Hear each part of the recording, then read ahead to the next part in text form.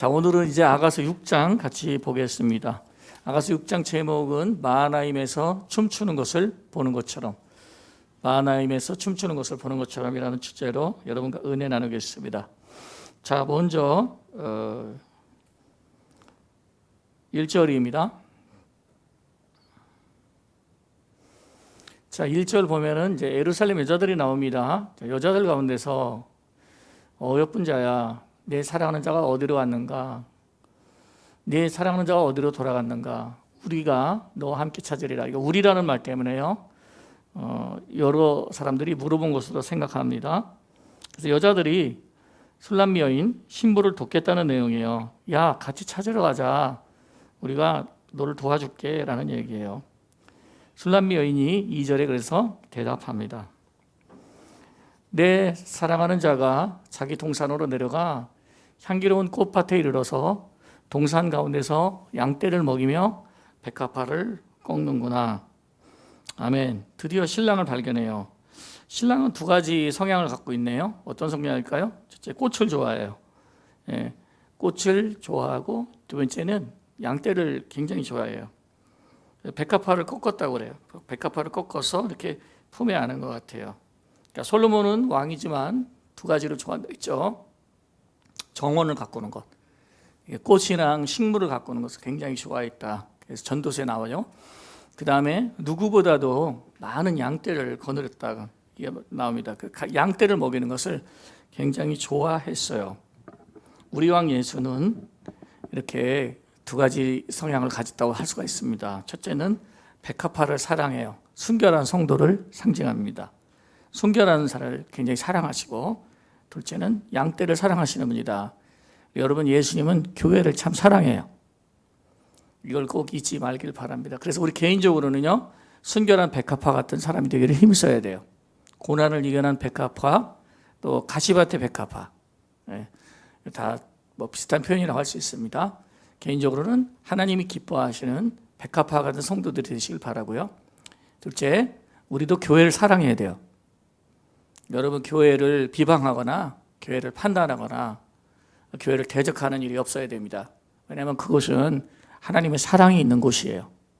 못났으나 부족하나 또 다 여러 가지 못난 사람들이 모인 거예요. 뭐 목사나 성도나 부족한 사람이 모인 단체가 바로 교회입니다. 근데 교회는 우리의 올바름 때문에 모인 건 아니에요.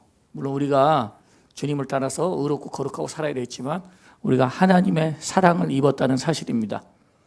하나님의 사랑을 하는 곳이기 때문에 우리도 교회를 섬기고 사랑하는 것입니다. 3절, 나는 내 사랑하는 자에게 속하였고 내 사랑하는 자는 내게 속하였으며 그가 백합화 가운데서 그 양떼를 먹이는도다. 아멘. 자, 이게 3절도 참 중요한 구절인데요. 밑줄 그는 좋을 것 같아요. 술람미 여인은 신랑과 자신이 서로 하나 되었음을 말하고 있습니다. 우리가 주님과 하나 되는 게 얼마나 중요합니까? 우리가 주님 안에 있고 주님이 내 안에 있고 주님께 속한 것 정말 중요합니다. 우린 주님이 하신 말씀을 잊으면 안 될 거예요. 나를 떠나서는 너희가 아무것도 할 수 없느니라. 우리는 실로 그런 자세로 살아야 됩니다. 항상 하나님과 함께 동행하기 원하는 자세로, 하나님을 떠나지 않는 자세로 살면 자에게 축복이 있어요. 여러분, 우리는 주님을 떠나서 아무것도 못하지만 그러나 주님과 함께 있으면 모든 일을 할 수 있습니다. 이게 우리 성도들이에요. 그러니까 우리 마음속에는 순결한 백합화가 되고 또 우리도 힘써 양떼를 먹이는 교회를 사랑하고 교회를 섬기는 사람들이 되어야 될 것입니다. 4절, 이제 솔로몬이 이야기합니다. 내 사랑아. 벌써 이제 남자의 말투죠. 너는 디르스같이 어여쁘고 예루살렘같이 곱고 깃발을 세운 군대같이 당당하구나. 디르사는 어디입니까? 북이스라엘의 옛 수도로 되게 아름다운 도시예요. 디르사. 자, 지금 수도는 어딘데요? 예루살렘이에요. 그러니까 이 디르사는 옛 수도, 예루살렘은 지금 수도인데요.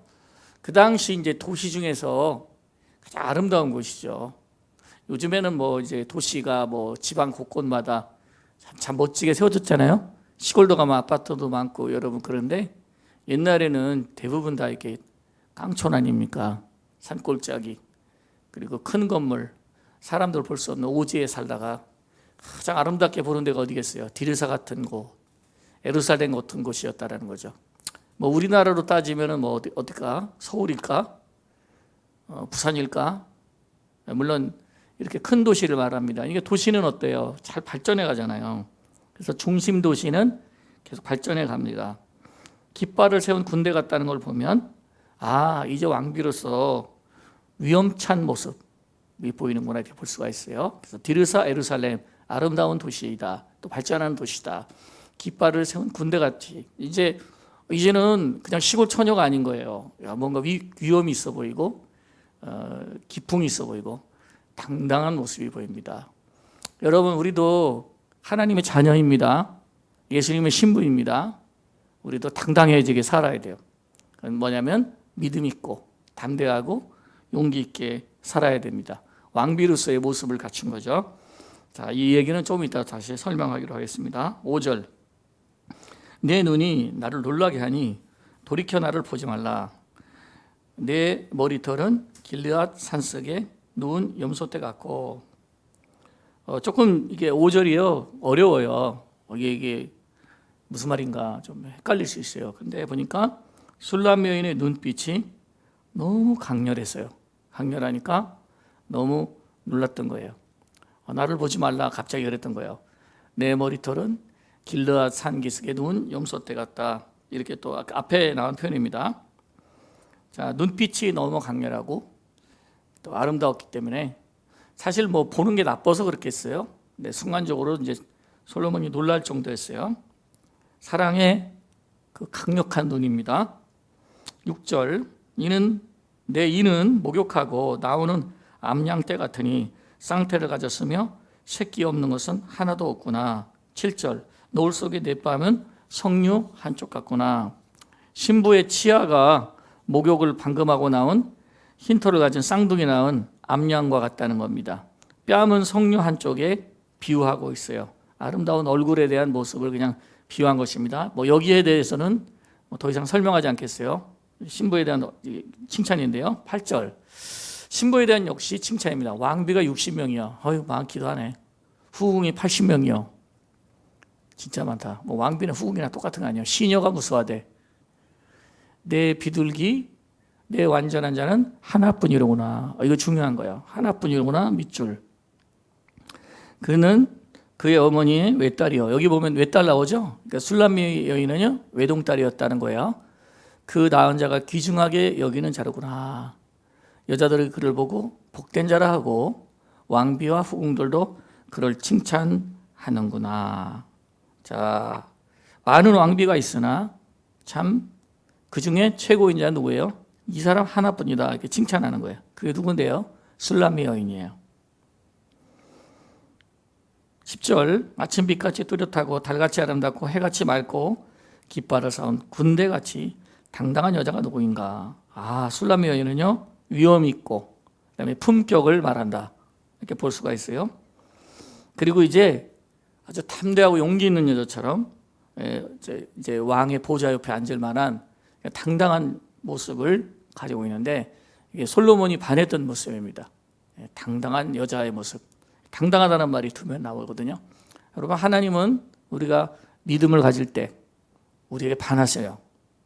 우리가 용기를 낼 때 우리들에게 반하십니다. 그래서 여러분 믿음 때문에 용기를 낼 때, 절망 가운데 소망을 낼 때, 또 담대하고 강할 때 하나님이 기뻐하는 모습이다라는 것을 생각해 보시는 구절이 되겠어요. 자, 이제 솔로몬의 칭찬이 끝나고요. 술람 여인이 12절부터 대답합니다. 골짜기에 푸른 초목을 보려고 포도나무가 순이 났는가, 석류나무가 꽃이 피었는가 알려고 내가 호도 동산으로 내려갔을 때. 자, 11절부터는요 12절까지는 이 솔로몬이 머물고 있는 이 동산까지 오게 됐는지를 설명하고 있어요. 호도 동산은 밑줄 솔로몬이 사랑했던 사설 동산인 것 같아요. 자기 정원인 것 같아요. 호도나무도 있었겠지만 뭐 꽃도 많이 있었던 것 같아요. 포도나무도 있고 아름다운 나무들이 거기에 많이 있었지 않을까 싶어요. 자, 호도동산까지 내려갔는데 꽃이 피었나 이렇게 보니까 계절은 언제일 것 같아요? 봄입니다. 그래서 12절 부지 중에 내 마음이 나를 내 귀한 백성의 수레 가운데 이르게 하였구나 라고 합니다. 여기서 수레는 복수형이에요. 마르게 보트입니다. 그러니까 많은 수레가 있는 곳까지 내가 왔다 이런 얘기예요. 수레 가운데, 수레가 딱 딸랑 한 군데 있는 게 아니고요, 수레가 진짜 많았던 거예요. 그럼 이제 어떤 것을 추정해 볼 수가 있을까요? 이제 귀한 백성을 이라는 말은 누구냐면 왕을 모시는 호위군사들, 신하들, 귀한 사람들이라고 볼 수가 있어요. VIP예요. VIP의 수레들 가운데 이렇게 생각하시면 됩니다. 거기 이르게 되었다는 겁니다. 나도 모르게 여기까지 왔네.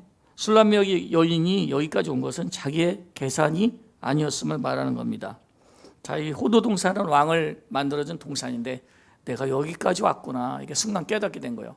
내가 어떻게 하다가 이렇게 왔지? 여러분, 우리가 아는 가운데 이끌림을 받아온 게 아니죠. 하나님의 예정 가운데 여러분 온 거죠. 아이고, 내가 팔자가 사나워 오죽 서러웠으면 예수 믿었나. 그거 아니죠.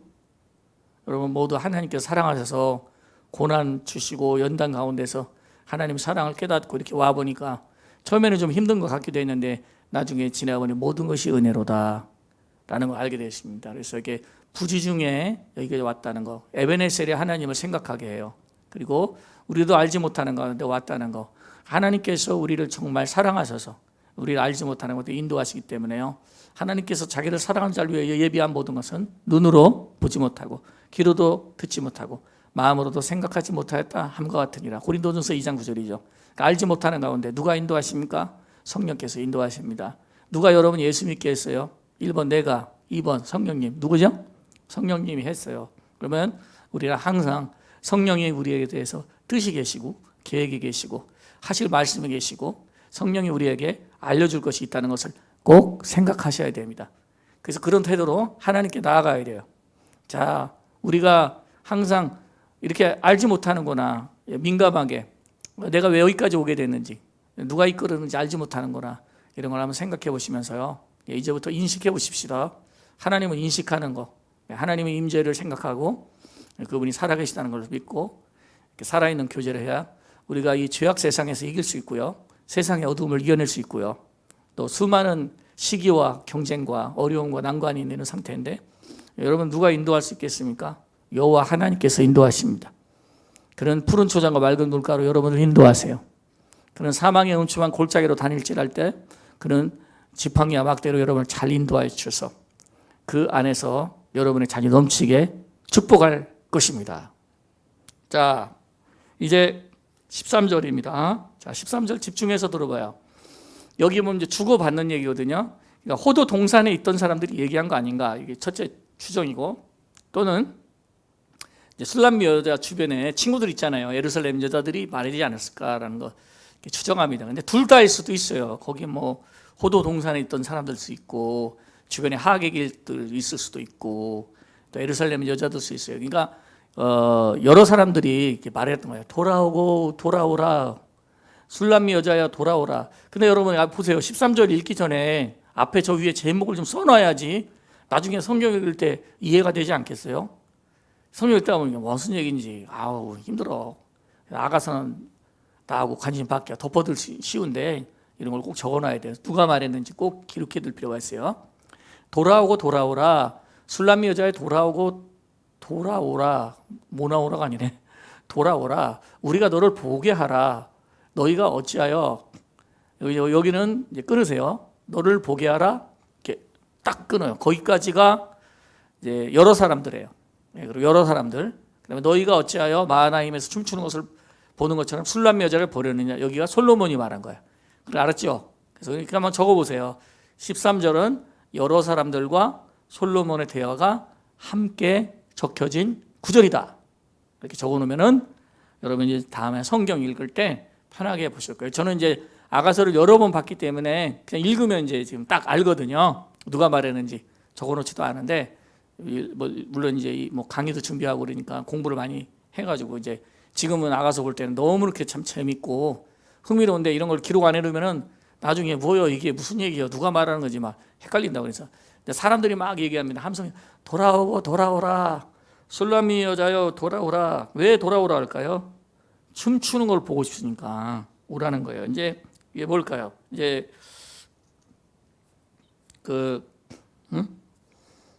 여러 사람들이 청하는 거예요. 와서 이제 신부 춤 한번 보여주세요. 막 이렇게 말하는 거예요. 그다음 솔로몬이 답변합니다. 너희가 어찌하여 마하나임에서 춤추는 것을 보는 것처럼 술람미 여인을 보려고 하느냐, 이렇게 말을 하고 있습니다. 자, 그런 얘기예요. 솔로몬이 그냥 이제 이렇게 뭐라고 할까요? 농담으로 뭐라고 할까요? 서로 주고받는 즐거운 말로 이렇게 답변을 하고 있는 것을 보여주고 있습니다. 그러니까 우리들에게 춤을 보여줘, 멋진 춤을 보여줘. 그러자 허허허 너희가 어찌하여 마하나임에서 춤추는 것을 보는 것처럼. 마하나임이라는 것은 이제 나중에 얘기 드렸지만 춤추는 여인들이 나와서 막 춤을 춥니다. 그런 것처럼 이 술람 여자를 보려고 하느냐 말하고 있는 것입니다. 이렇게 대목을 이제 정리하면서요, 이렇게 즐거운 잔치가 열려지고 있다, 이런 것을 우리가 이제 여기서 확인할 수가 있겠습니다. 여러분, 그렇습니다. 여러분 모두 다 하나님 앞에서 우리가 사랑받는 사람이라는 것을 이렇게 확인할 수 있어요. 그렇죠? 오늘 솔로몬이 얼마나 신부를 사랑했는지 보세요. 이 신부는 누구입니까? 하나님께 크게 사랑받고 있다는 거예요. 그래서 아가서 6장을 보면서 하나님께 사랑받는 자의 모습, 하나님께 사랑받는 사람의 모습입니다. 우리가 꼭 기억해야 될 것이 있는데, 지혜는 이거예요. 하나님이 나를 사랑한다는 사실을 잊으면 여러분 하나님 떠나기 쉬워요. 그리고 어려움도 있지 않습니까? 또 고난도 있지 않습니까? 살다 보면 여러 가지 실망스러운 일, 절망스러운 일 많은데, 여러분들이 꼭 믿으셔야 될 것은 하나님께서 여러분을 사랑한다는 사실을 굳게 믿는 자가 되어야 합니다. 그래서 성경에는 뭐라고 말씀하고 있냐면, 천사들이나 권세자들이나 다른 아무 피조물이라도 우리 주 그리스도 예수 안에 있는 하나님의 사랑에서 끊을 수 없느니라. 아무리 어떤 어려움이 있어도 하나님께서 사랑하시는 사랑한다는 사실로 인하여 너희가 넉넉히 이기느니라 말합니다. 저는 이제 이게 로마서 8장의 후반부에 나오는 말씀이거든요. 여기에 하나님의 지혜가 있다고 생각해요. 가장 어리석은 사람은 누구냐? 하나님을 떠난 사람이 가장 어리석은 사람이에요. 우리가 세상적으로 슬기롭지 못하다, 내가 왜 지혜롭지 못하다, 이런 거 가지고 여러분 자기를 자책할 필요 없어요. 여러분들이 하나님 떠나지 않았다면 여러분 멸망 없습니다. 이걸 꼭 알아야 돼요. 가장 어리석은 사람이 누구냐? 누가복음 15장에 보면요, 하나님 떠난 사람이 어리석은 사람이에요. 내가 여러분들이 오늘 이 시간에 와서 왜 왔습니까? 내가 하나님 만나겠다는 마음이 있고 하나님 붙들겠다는 마음, 이 사람 복 있는 사람이에요. 그래서 내가 그분께 속해 있고 그분이 내 안에 있다는 것을 스스로 여러분들이 인식하고 하나님께 대화를 청하세요. 그러면 그분께 사랑하십니다. 내 사랑하는 자는 어떤 자냐? 내 신부는 어떤 자냐? 이렇게 이제 솔로몬이 칭찬하는데, 순결하고 깨끗한 모습이거든요. 순결하고 깨끗한 모습. 이런 사람을 하나님 사랑하시거든요. 여기 부르신 성도를 하나님 사랑하세요. 양떼를 사랑하세요. 백합화 가운데서 양떼를 사랑하시는 그런 목자, 우리 주 예수님입니다. 구구절절이 여기 적혀 있어요. 내가 너를 사랑한다, 나는 너를 사랑한다, 이런 비밀이 오늘 아가서에 적혀져 있습니다. 그래서 하나님 떠난 것도 어리석은 것이고, 또 한 가지 어리석은 건 뭐냐면 하나님이 나를 사랑한다는 그 확신을 버린 사람이 진짜 어리석은 사람이에요. 여러분, 일단 하나님이 여러분을 사랑한다는 확신을 버리면요, 기도 응답을 받기 힘들어요. 진짜입니다. 또 한 가지, 하나님이 사랑한다는 확신이 없는 사람이요, 꿈도 없고 계시도 없고 이상이 있을 수가 없어요. 성령의 감동이 있을 수가 없어요. 이미 내 마음의 문을 다 닫아놨는데 안 되는 일을 내가 다 해놓고 만날 수 없는 자리에서 하나님 만나려고 그래요. 여러분, 하나님을 어디서 만난다고 하죠? 그를 간절히 찾는 자가 만난다고 합니다. 하나님께 소망을 두는 자가 복이 있다고 그래요. 하나님을 사랑하고 하나님 찾는 자, 그에게 복이 있습니다. 우리가 왜 하나님 사랑합니까? 하나님 우리를 사랑한다는 사실을 우리가 믿기 때문이죠. 우리가 먼저 하나님 찾았습니까? 하나님 우리 찾아왔습니까? 하나님 먼저 찾아왔잖아요. 이 사실을 우리가 믿기 때문이죠. 그래서 그분이 이렇게 사랑으로 다가오신다는 것, 우리는 꼭 그분을 떠나지 않겠다는 자세를 가지고 이 세상을 살아야 합니다. 여러분 각자 뭐 문제는 다 다를 거예요. 어려운 문제들 다 있을 거예요. 근데 여러분도 한번 생각해 보세요. 내가 어떤 부분에 하나님을 떠났나 생각해 보세요. 그리고 모든 분야에 다 의지하세요. 어떤 사람은요, 어디에는 믿음이 강한데 어디에는 믿음이 약한 사람이 있어요. 이것도 각자 틀립니다. 내과에 약한 사람이 있고 외과에 약한 사람이 있고 뭐 각자마다 다 달라요. 사람이 느끼는 반응도 다 달라요. 근데 모든 면에 하나님 의지하세요. 다소 연약하고 부족해서 주님께 내가 다가가지 못한다고 주저하는 사람이 오늘 한 사람도 없기를 바랍니다. 붙들고 붙들어야 돼요. 그분을 놓지 않을 것, 이게 우리의 근본적인 자세가 되어야 됩니다. 어리석은 사람은 이런 사람이에요. 자기가 잘못해서 재앙이 일어났거든요. 자기가 잘못해서 재앙을 일으켜놨어요. 뭐든지 다 그래요. 인간사, 사업,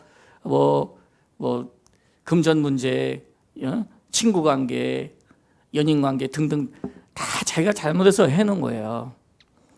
그리고 자기가 잘못해서 재앙을 일으켜놨는데 하나님이 잘 사랑하지 않는다고 말하는 사람이 많더라고요. 저 찾아온 사람들이 수천 명이에요. 얘기하고 고민을 들어주고 기도해 줬는데 이거를 뭐 20년 이상 얼마나 많은 사람들을 만났겠어요. 전화도 많이 오고. 근데 자기가 재앙을 일으키는 거예요. 잘 들어보면 하나님이 재앙을 일으키는 분이 아니에요. 하나님은 그저 여러분을 사랑하십니다. 그리고 하나님은 여러분을 기다리세요. 여러분들의 마음이 깨어져서 완전히 아버지의 사랑으로 돌아오기를 기다리고 계세요. 돌아가기만 하면 안타까워요. 살찐 송아지를 잡아줄 텐데, 황금가락지 껴줄 텐데, 그 품에 안아주실 텐데, 그리고 다시 자녀로 받아주실 텐데, 사람이 참 어리석은 거예요. 어리석은 사람은 바로 그거예요. 하나님 떠난 것. 둘째, 하나님 사랑한다는 사실을 믿지 않는 것. 하나님이 나를 사랑한다는 사실을 믿지 않는 것. 그 다음에 자기가 잘못해놓고 하나님이 사랑 안 한다고 생각하는 거죠. 얼마나 단단히 마귀에게 속은 거 아닙니까? 이 자신이 잘못해서 문제가 생긴 거예요. 근데 왜 하나님 원망하냐 이거예요. 그리고 하나님이 문제 해결자라는 것을 여러분 믿으십니까? 하나님이 여러분의 문제 해결자라는 걸 믿으세요? 나는 언제나 그런 자세로 매달리거든요. 뭐 개인 문제든 교회 문제든 자녀 문제든 어떤 문제든지 하나님은 나의 문제 해결자십니다. 하나님은 나에게 지혜를 주시는 분입니다. 물론 뭐 답답하고 어려운 상황에 저도 여러 차례 기도를 했어요. 뭐 건강도 좋지 않고 사실 왜 나도 사람인데 소망을 잃을 때가 없겠어요. 어려울 때도 있죠. 그런 험난한 시간들이 있었는데 그런데 지나고 나서 한 2년도 지나고 3년도 지나는데 하나님께서 그때 기도를 안 들으신 적이 없더라고요. 문제는 내가 기도를 안 했던 게 문제예요. 하나님 왜 그랬으면 내가 물어보지도 않고 내가 찾지도 않고 그리고 무엇보다도 하나님께 들려달라고 해야 돼요. 들려달라고 얘기해야 돼요. 저는 이제 집에 가서 저희 아내하고 기도할 때 기도하자는 얘기를 안 해요. 우리 들읍시다. 이 시간 하나님께 경청하자고 모여자고 그렇게 해요. 근데 이게 있어요. 오늘 저녁 뭐 먹었어요, 여러분? 안 먹었어요? 점심은 먹었겠지? 먹었죠? 밥 먹었어요? 빵 먹었어요? 밥 먹었네? 다 밥 먹었겠지. 배가 고프잖아요. 저는요, 이럴 때가 있어요. 습관이 되다 보니까 어떨 때는 아무 일 없는데 마음이 답답할 때가 있어요. 늦게 있어요. 마음이 답답할 때가 있어요. 아, 이게 내 영이 배고프구나. 하나님께서 뭐라고 말씀하시려고 하는가 보다. 이 몸에 허기가 진 것처럼 영적으로 그렇게 허기를 느낄 때가 있어요. 참으로 감사하지 않아요? 여러분 교회 목사님이에요. 그래서 응접실에 나가서 무릎 꿇고 기도하고 경청하기를 기다리면은 틀림없이 이렇게 성령의 감동을 주시고 말씀을 깨닫게 해주시거나 또 새로운 지혜를 주시거나 또 방향을 알려주시거나 그래서 알았어요. 주여 저를 부르셨습니까? 우리 하나님은 그런 분이에요. 얼마나 우리를 사랑하시는지요. 얼마나 우리가 대화하기 원하는지 얼마나 이야기하기 원하는지 하나님이 여러분 귀에 오셔가지고 이렇게 속삭여주기 원해요. 우리가 마음을 열어야 돼요. 여러분, 술람미 여인이 신랑에게 반했듯이 우리도 예수님 흠뻑 사랑하십시다. 성탄절에 이게 지금 맞는 설교인지는 모르겠는데 그냥 하려고 그래요. 뭐 어때? 우리는 사시사철 성탄절이고 사시사철 주님 사랑하는 시간인데요. 여러분, 믿음을 꼭 소중하게 갖고 있어야 돼요. 하나님은 여러분의 문제 해결자입니다. 하나님은 여러분의 방향을 정해주세요.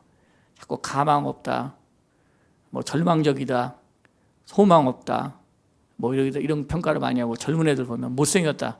꼭 성형수술할 생각만 해요. 그래서 나는 그거 성형수술 해봤자 오래 못 가더라고. 오래 못 가요. 연예인들 봐. 오래 가나? 못 가. 뭐 한참 미남 신성일 씨가 지금도 미남인 줄 알아요. 늙은 할아버지예요. 신성일 씨한테 죄송합니다. 인물도 그렇게 오래가 못 가. 근데 마음이라는 건요, 마음을 좀 성형수술해. 말씀으로, 기도로. 이거는 돈도 안 들어요. 그리고 이게 성형수술은 부작용 나거든. 안 해봐서 모르는구나. 착해. 부작용 나는데 마음을 여러분 이게 고쳐 먹잖아요. 또 이제 이렇게 이럴 때는 이렇게 겸손해야 되는구나. 하나님 섬길 때는 이렇게 해야 되는구나. 이럴 때는 이렇게 엎드려야 되는구나. 이럴 때는 이렇게 들어야 되는구나. 여러분, 답답할 때 뭐 하세요? 뭐 하세요, 여러분? 답답할 때 어떤 사람은 줄넘기 하는데, 아이고, 살 안 빠져? 답답할 땐 성경을 피는 거야. 성경을 피고 말씀을 가르쳐 달라고 하고 몇 장 읽으면서 또 기도하고 이렇게 해보세요. 그 짧은 시간에 하나님이 참 엄청나게 오묘하게 역사하는데 왜 그것을 알란가 몰라? 모르는가 아는가 몰라요. 몇 수십 년 믿은 게 무슨 소용이 있습니까? 하나님하고 이렇게 사랑의 교제가 없는데 무슨 소용이 있겠어요? 왜 사랑의 교제가 없습니까? 첫째, 하나님이 나를 사랑하신다는 사실에 대해서 확신하지 않기 때문에 그래요.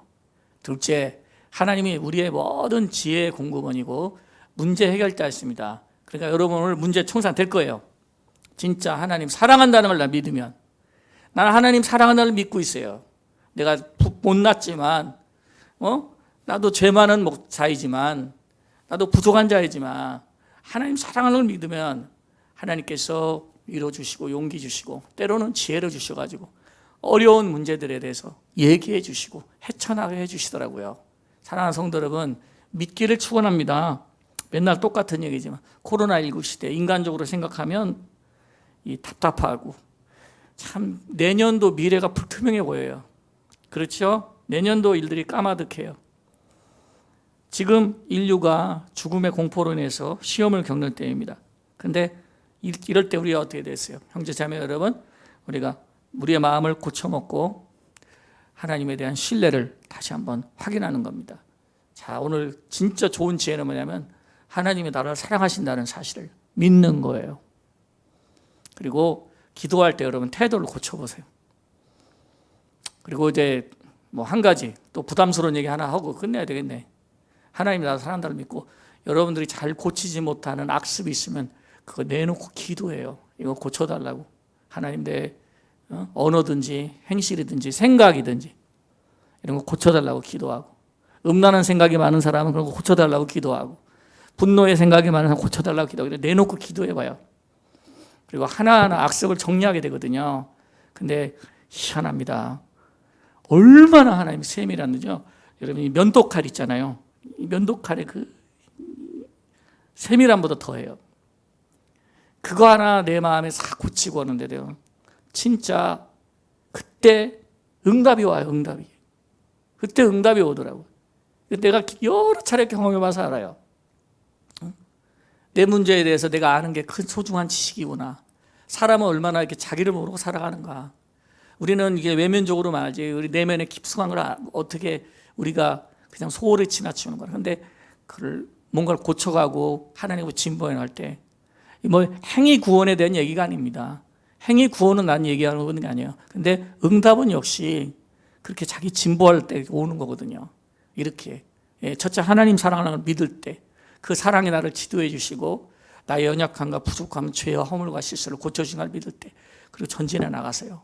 하나님의 사랑이 충만한 아가서 6장 읽으며 믿음 갖게 되기를 축복합니다.